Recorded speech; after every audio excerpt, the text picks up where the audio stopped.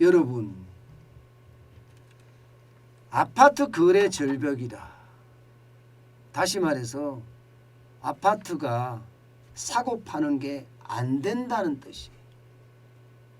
굉장히 많이 내려나갔습니다. 2022년이에요. 1월 전국 아파트 매매 거래량을 보면 놀랄 노짜입니다. 24,465건입니다.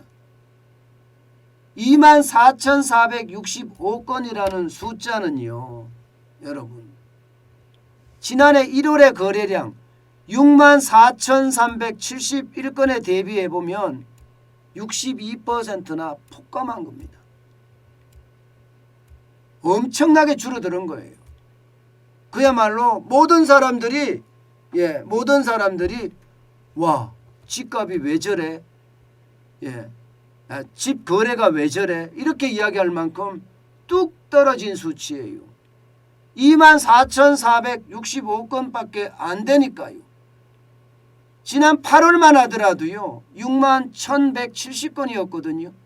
9월에도 55,191건이었고요.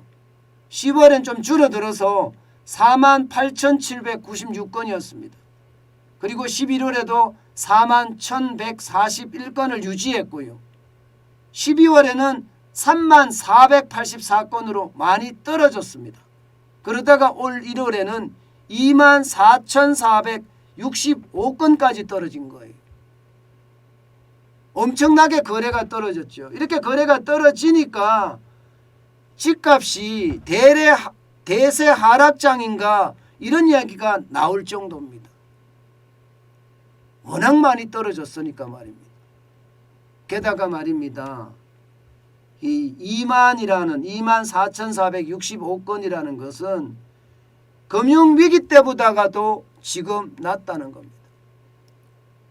2008년 9월 2008년 금융위기 때입니다. 4327건보다도 낮고요. 2009년 1월 25,565건보다도 낮다는 겁니다. 그만큼 말입니다. 부동산 시장에서는 관망세가 굉장히 크다는 거예요. 게다가 이 관망세가 그냥 바로 끝나느냐? 아니라는 거예요.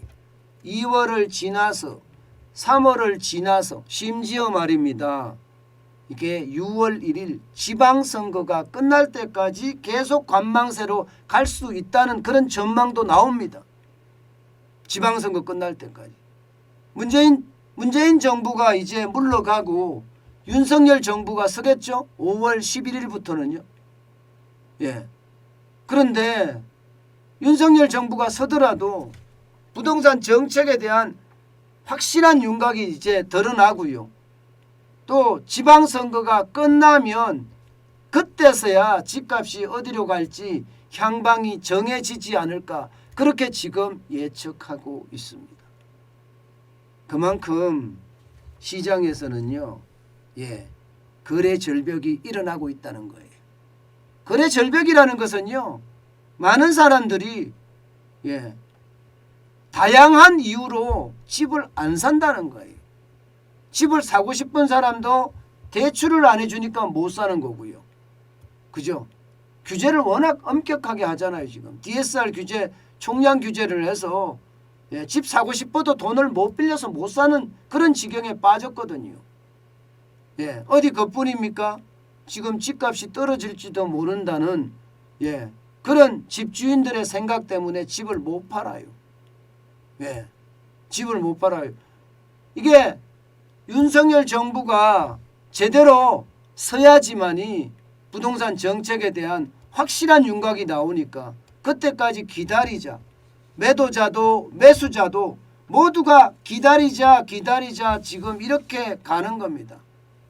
그렇기 때문에 집값 거래가 이렇게 떨어지는 거고요. 게다가 지금 집값이 고점이라는 인식이 있습니다.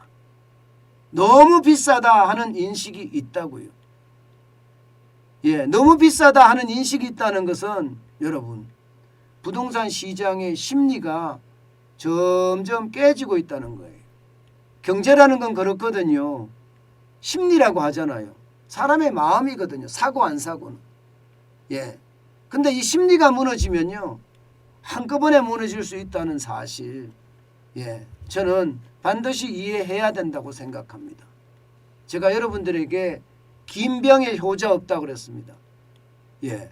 그만큼 지금 부동산에 대한 규제, 대출에 대한 규제, 게다가 대선이 끝나고 나서 부동산 정책에 대한 불확실성 이런 것들이 한꺼번에 몰리기 때문에 예, 지금 관망세 이렇게 되고 있다는 것 우리는 기억해야 될 것 같아요.